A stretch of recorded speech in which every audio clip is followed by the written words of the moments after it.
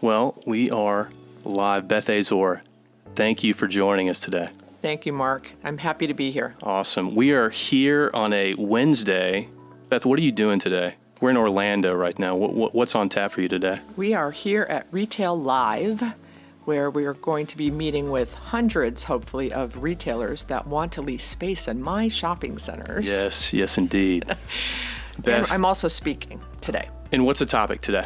Today, the topic is how to get 35% return from your Facebook prospecting, ... and a little more. Got it. That's awesome. So I want to talk about a bunch of things today. You recently completed a book. Congratulations on that. That is not a small task. It is not. Thank you so much, Mark. The book is called Don't Say No for the Prospect, How I Went from a Sales Rookie to a Retail Leasing Rockstar to a Shopping Center Owner with more than $79 million in assets. When I read that, what does that make you feel? How do you feel when you hear that? Pretty excited and humbled and flattered, and I immediately go to thinking about all of the people that helped me get there, because it certainly wasn't an individual journey. Right. And you said in the book you want everyone to have one takeaway. Yes. And so when I finished the book, I'll tell you what my takeaway was, and I want to hear your response to it. Awesome. So I put the book down, I immediately looked at the cover, and I read the kind of the subtitle, How I Went from a Sales Rookie to the X and then to Y. But when I put the book down, I thought, it's never losing the rookie spirit. For sure.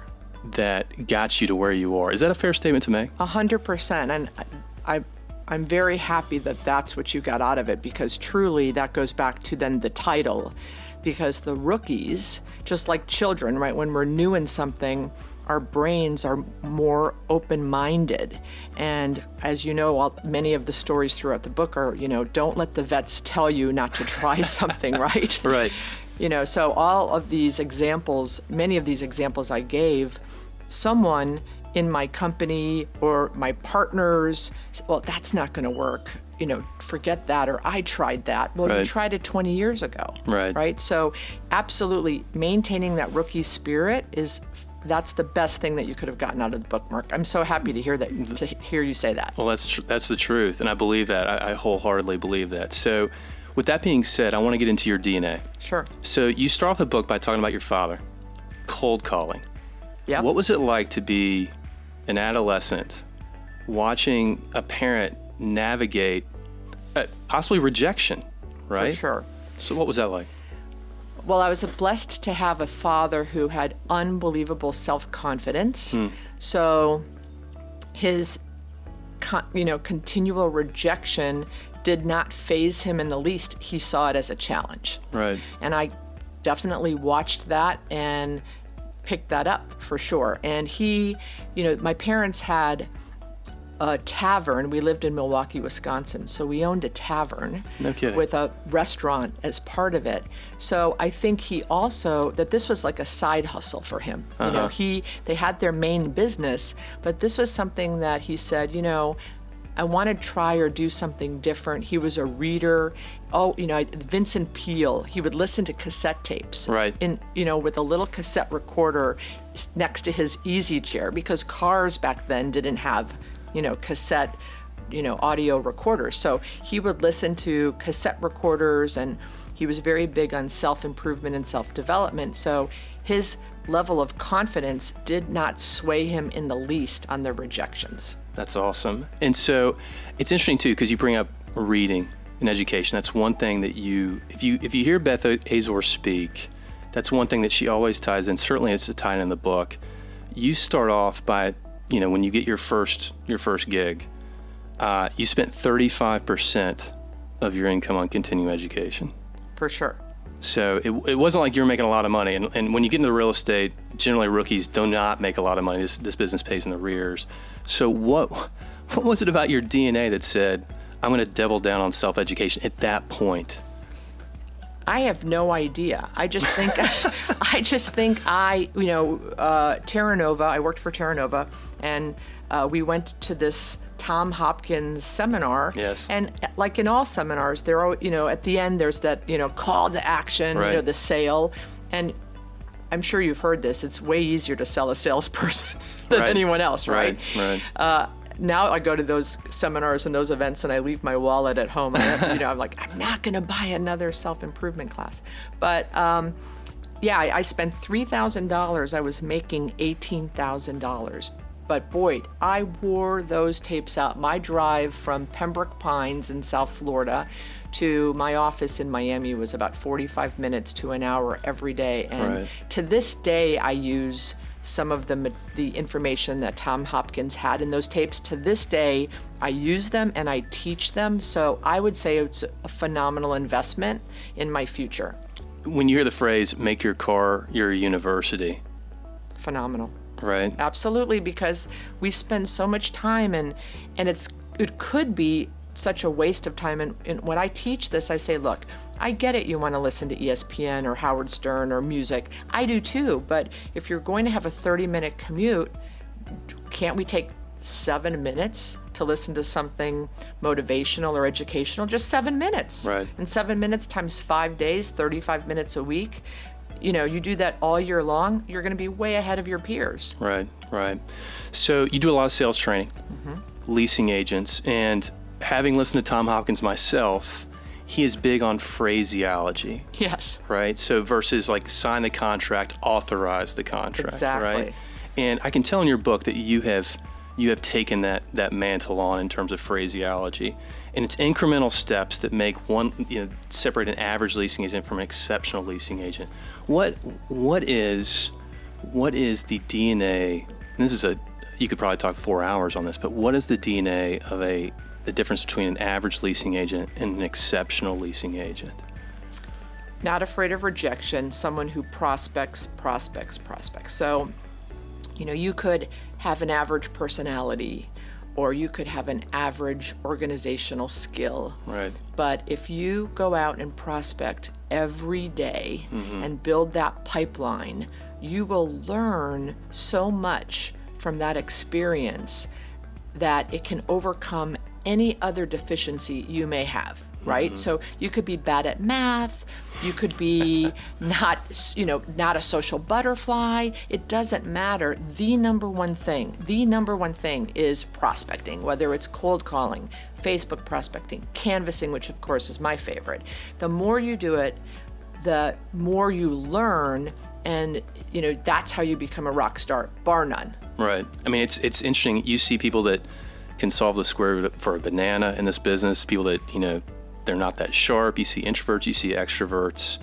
But if you can get in the way of business, and a lot of folks just sit and don't get in the way of business in a lot of cases. Yeah, well, they play the defense game instead of the offense game. Talk about that. Yeah. You talk about that in the book. Well, I'm kind of a big college football fan. There you go. Yeah. Florida State, perhaps? Go Noles. Right.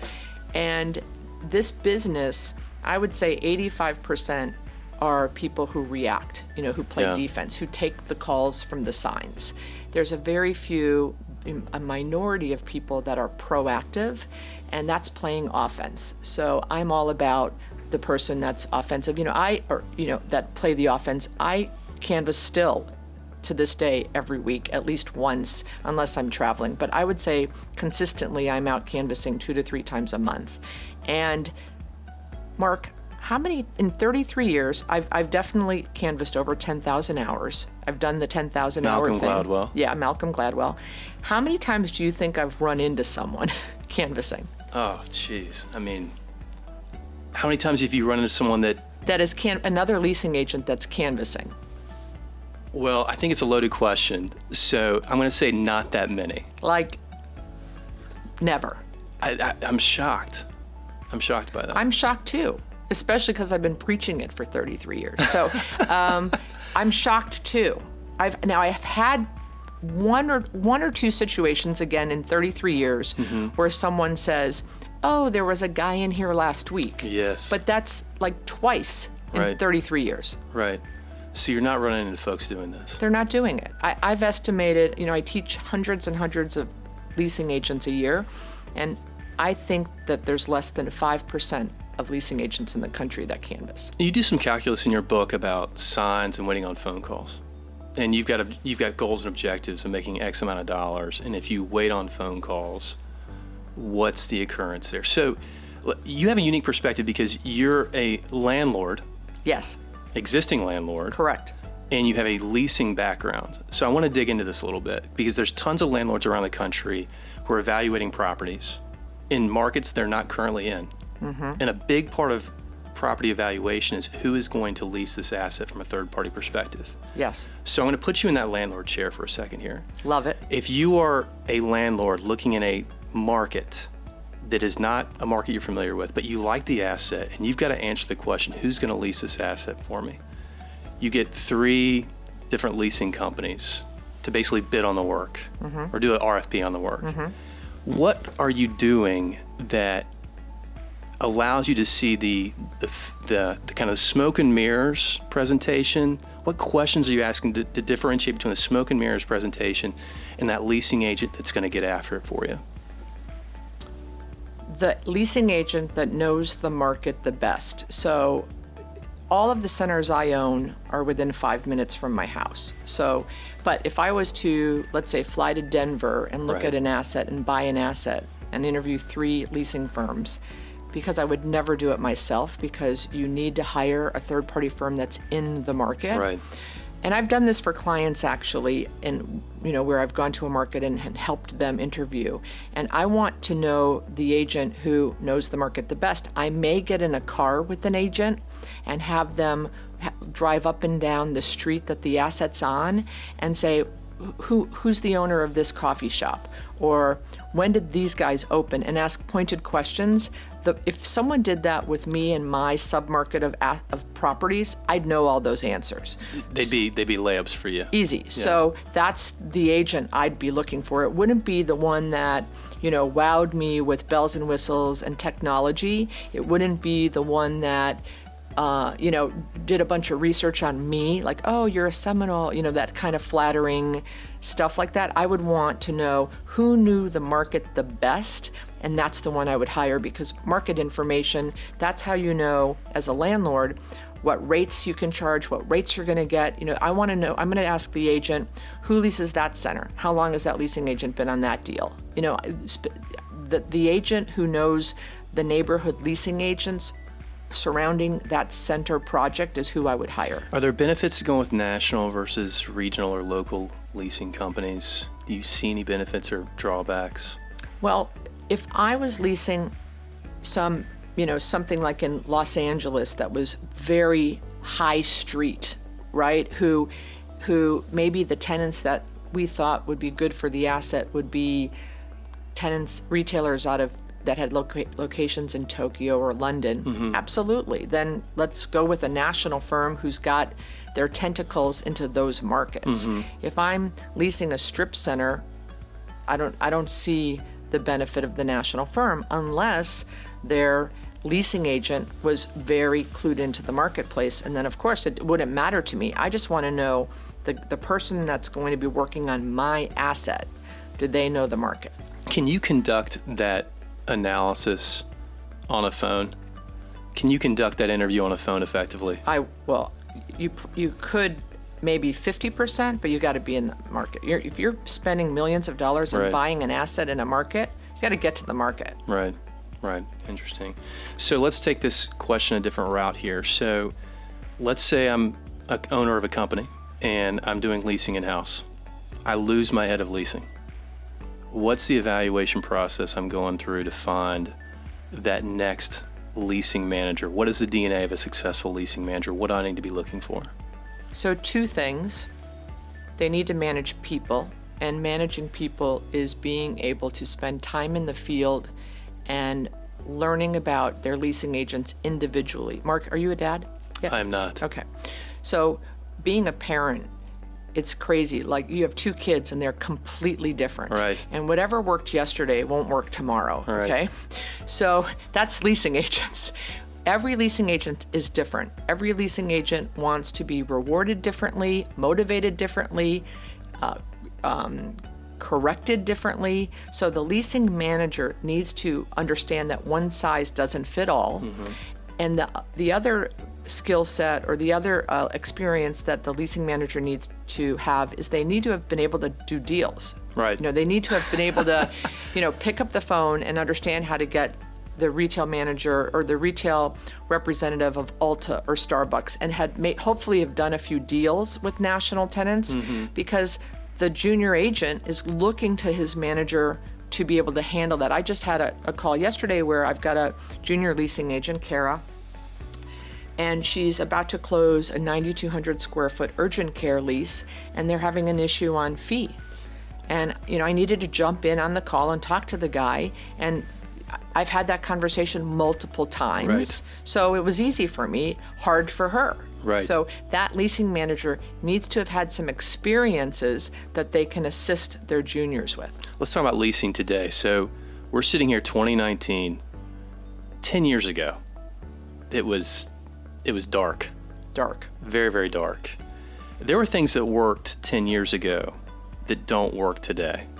There are things that work today that didn't exist 10 years ago. 100%. So, I don't think the iPhone existed 10 years ago, I have right? to think about that. I don't It think certainly wasn't as sophisticated as it is now. I don't think it did.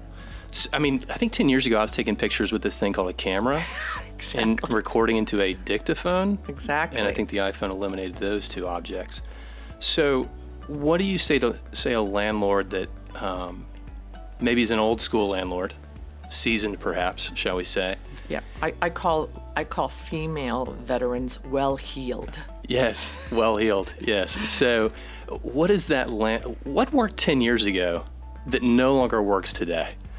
And, what is working today that people wouldn't even have thought about 10 years ago? I guess the point of my question is, this is an evolution. Things are constantly changing in relationship with tenants. Let me answer it this way. 4 years ago, Mark, I thought social media was a joke. Okay. And anyone that's listening knows I've pretty much embraced social media Yes. with, a lot of enthusiasm and excitement, right? So 10 years ago, I thought my sister and my assistant who spent hours on Facebook what a waste of time. And I will tell that vet landlord right now that in 33 years of leasing space, there is nothing that comes close to the response I'm personally getting with Facebook prospecting. Right now. Right now. 33% response, Mark. 33%. That is 30% higher than anything else I've ever done in 33 years of doing business. So more than canvassing. Way more than and I'm the canvassing queen, right. And I will canvass every week until I die or drop dead. But I'm telling you, Facebook prospecting is unbelievable. So can you unpack that for us? Yeah. So you own a shopping center and you lease a shopping center and you have a vacancy, and based on the size of the space and the demographics, you decide barber is a use I want. So the first step in prospecting is identifying what tenants' impulse destination fit in the space you have available. And I want to come back to that too. So you pick 5 uses and you go to your Facebook page. Again, I didn't have one 4 years ago. Right. So have a Facebook page now.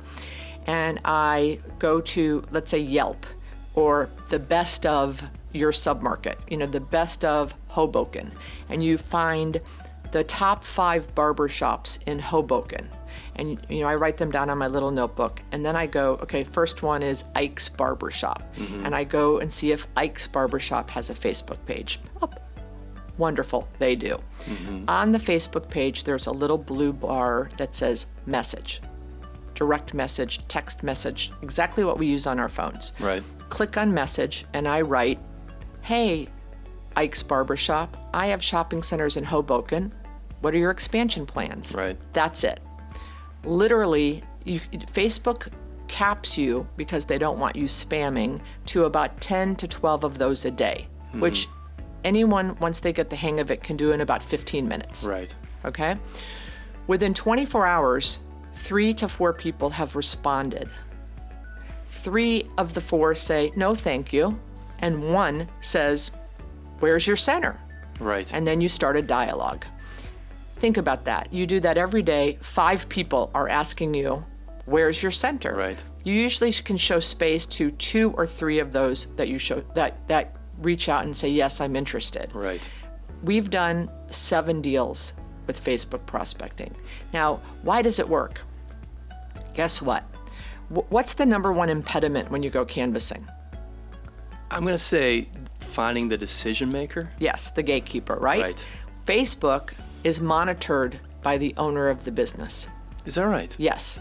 The owner of the business doesn't want their clerk in the store monitoring their Facebook pages because maybe the comments are about them. And on a percentage basis, I mean, is that 95%. 95%. 95% I'm getting the owners. Okay. So number one, I'm bypassing the gatekeepers. Right. Number 2, Facebook algorithm rewards the business owners for responding to you. So how great is this? I send a message to Ike's Barbershop.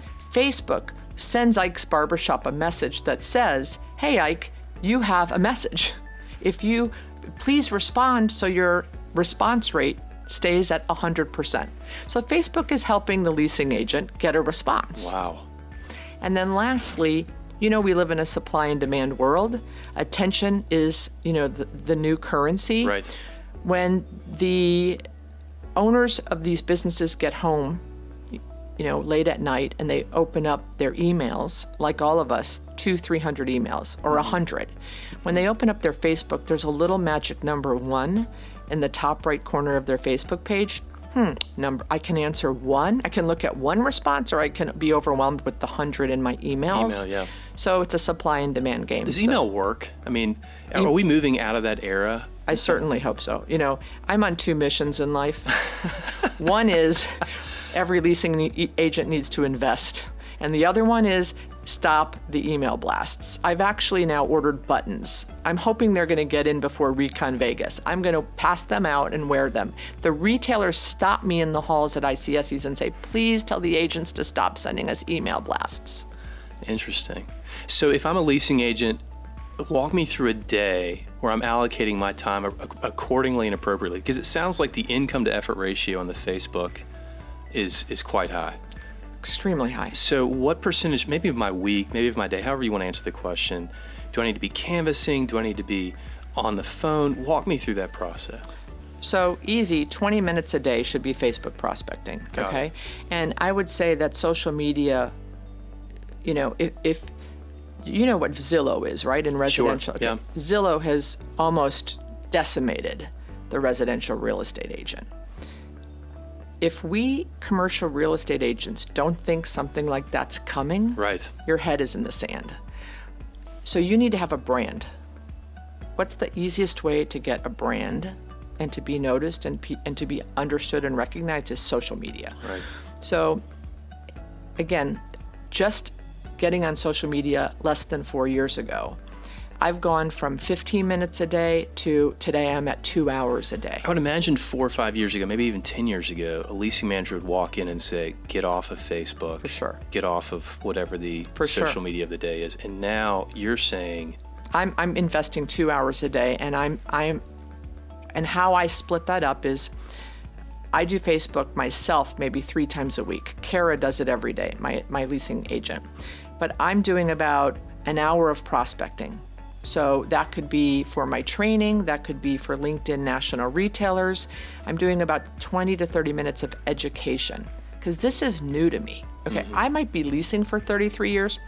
I've only been in social for 4, and guess what? Social today compared to 4 years ago is completely different. It is an ongoing education. Yeah. So I'm 15 to 20 minutes on education on social, an hour of prospecting, and then I'm learning as far as current events. LinkedIn and Twitter is the water cooler of our generation. So I'm on Twitter learning, what's the latest trends. LinkedIn, I'm learning about our industry. I'm learning about from content from other people, and I'm posting a lot of content on education, but also on. Now, social media is not the place to post listings. That's just rookie. Don't do that.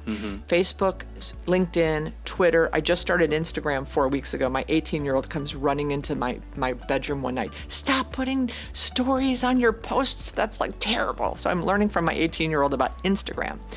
But my audience is on Instagram. My leasing agents that I'm teaching and training, they're on Instagram. You need to know where your audience is. Yes.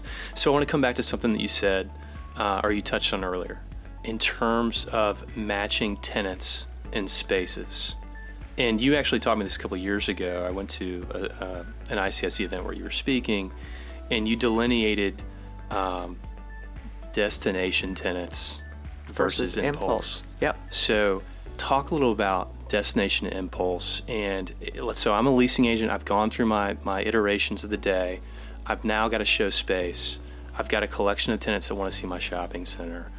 Walk me through the mindset of destination impulse, the difference between the two in a shopping center. Sure. So destination tenants are tenants like chef-driven restaurant concepts.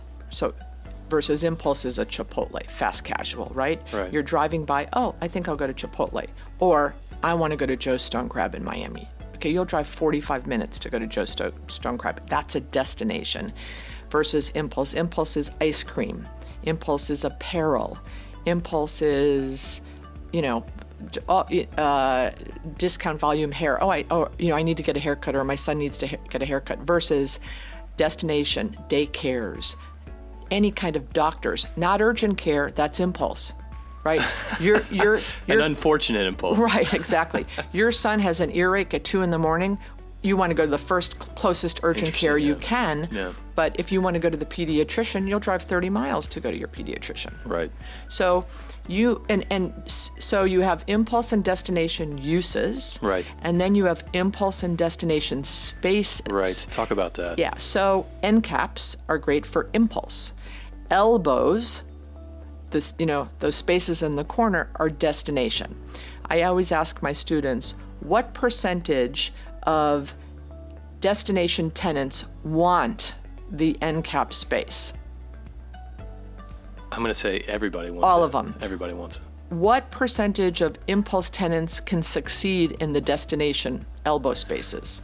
I don't know the answer to that. 0. Okay. An ice cream space is not going to make it in the corner with no visibility and I wouldn't exposure. think so. Now, what happens with leasing agents that haven't gone to my classes and know this, Right. is they get a call like H&R Block. I want to be on the end cap. And they just want to do a lease. I get it. That's their job. Slam the deal. How can I get the deal done fast? Yeah. I want them to take 5 minutes and try to convince H&R Block to go off the corner. First of all, H&R Block is only open 3 months of the year. Right. That's a terrible tenant to have on an end cap. Right. Now, I understand that the destination tenants want the visibility and exposure. They all do. But a daycare should never be on the end cap. Right. You need to be a phenomenal leasing agent and figure out a way to get them to go inside, Right. not on the end cap. And Right. that's how our goal is to increase value. Right. Increase value. Putting a destination tenant on an end cap is lazy. That's what I was going to say. It sounds lazy. It's lazy. Right. Take an extra 5 minutes. Now, there's one time in my world where I will put the destination tenant on the end cap because I'm an equal opportunity capitalist. Okay. If they give me 25% Right. more in rent because they want the billboard, absolutely, come on. Great. I'll Yeah. do it. Yeah. But if they want to pay market rent, they need to go inside. Interesting. So you hit on this this terrible word in that dialogue, the elbow space. So this is the bane of the existence for so many people out there. I've had conversations with folks who are looking to buy centers. The elbow space is vacant. It's 4,400, 4,500 square feet. Talk to us about elbow spaces. What is the strategy? And I don't think there's a one-size-fits-all on an elbow space. Certainly depends on the demographics, the overall configuration of the shopping center, but there's a ton of elbow spaces out there across the country that need a lot of love.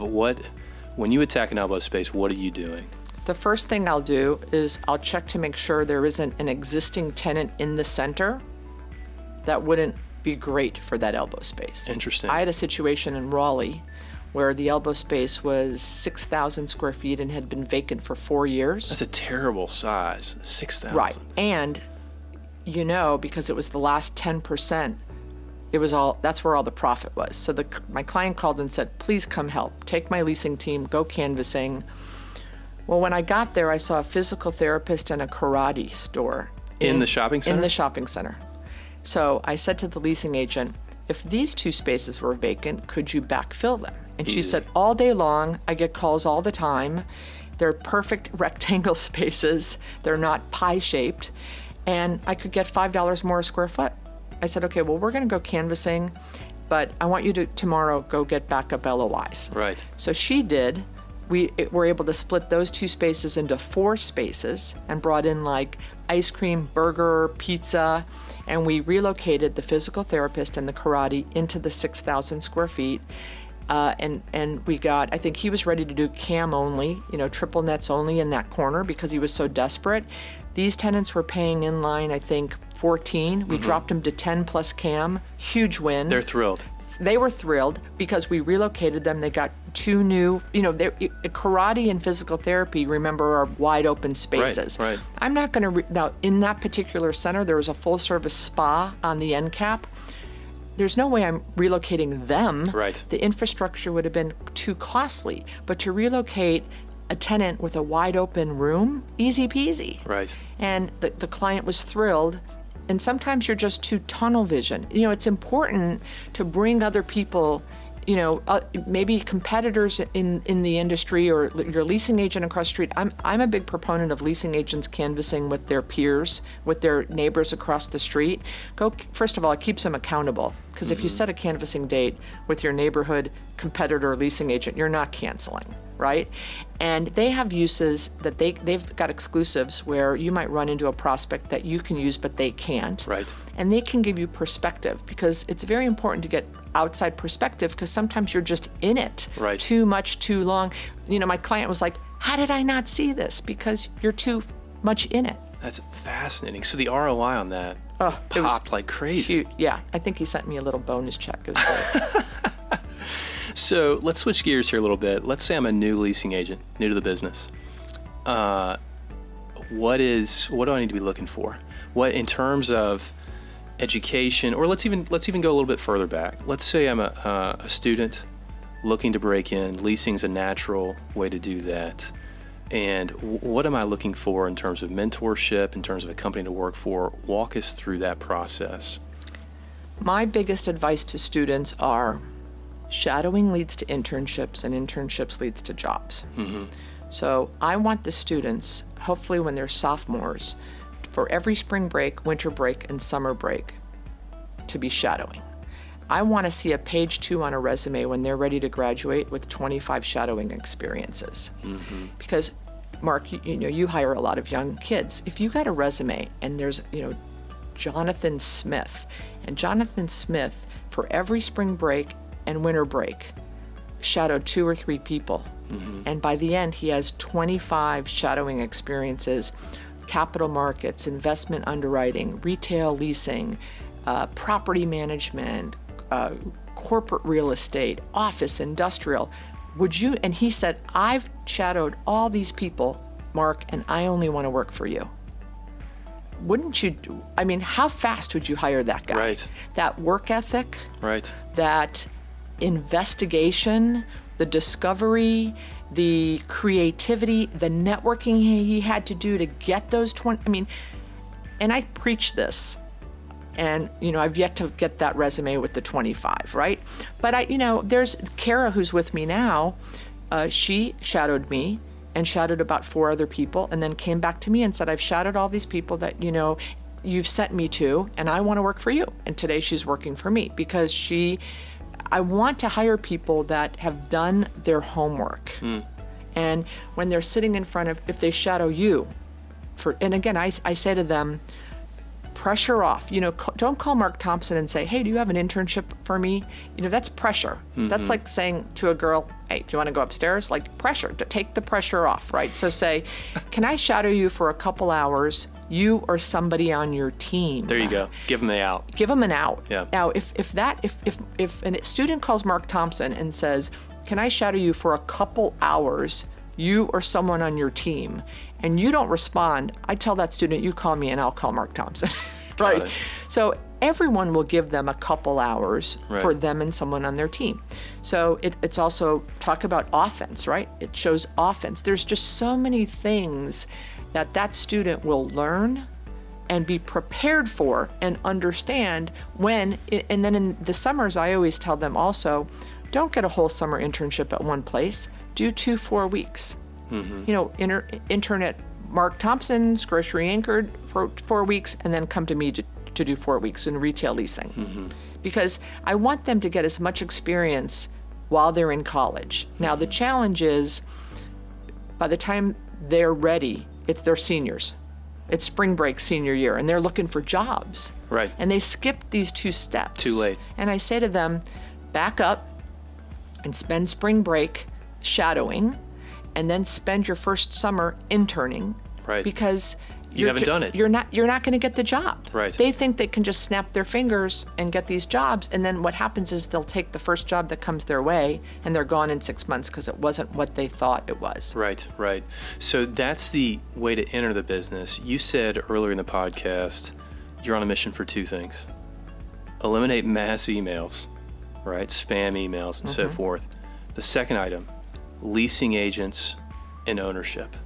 So camp out a little bit on that, because I know that's a passion of yours.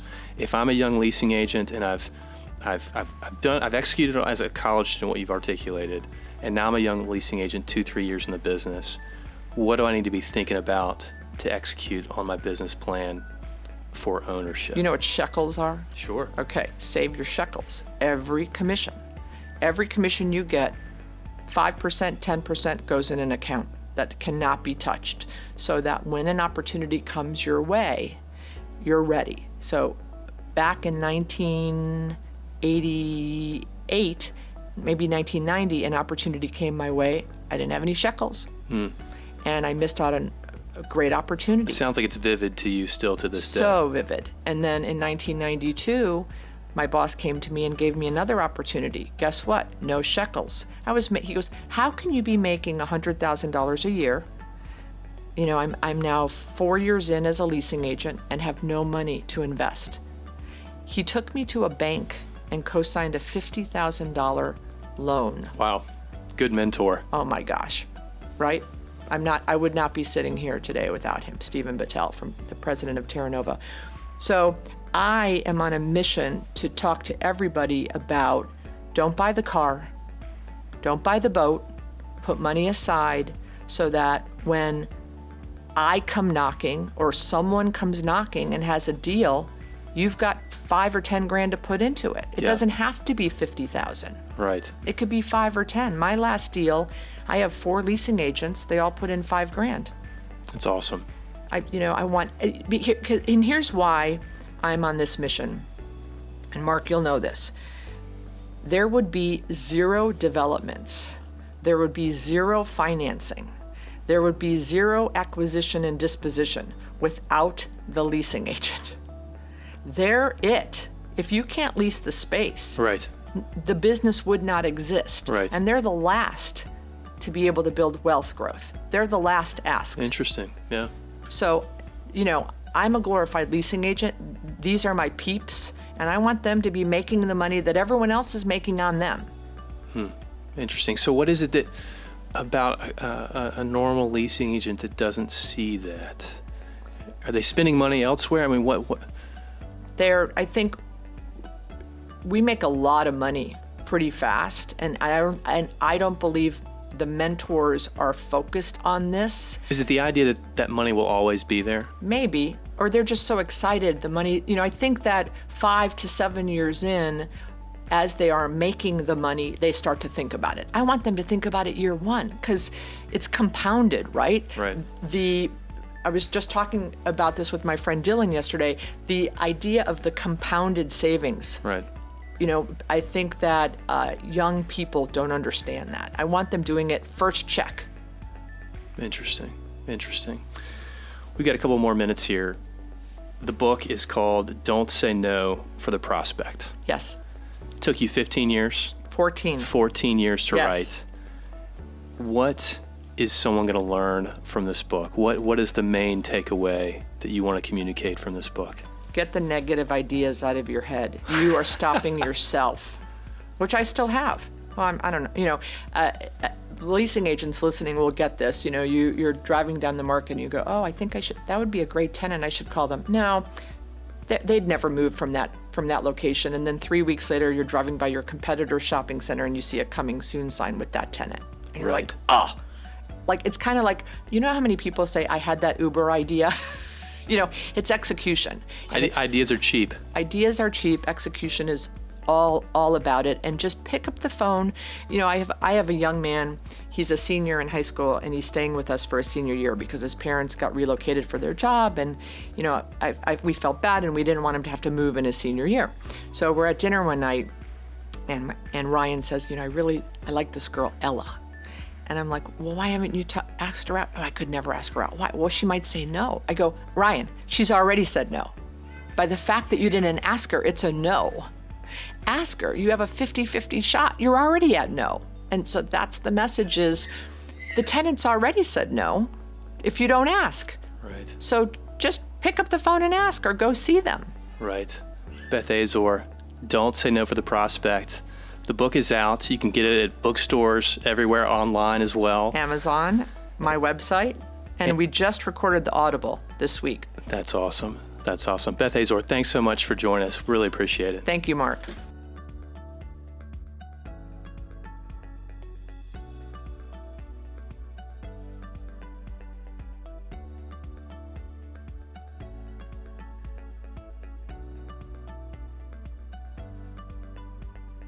I'm Beth Azor. I own a portfolio of properties equaling $79 million of value. I started, like you, as a leasing agent.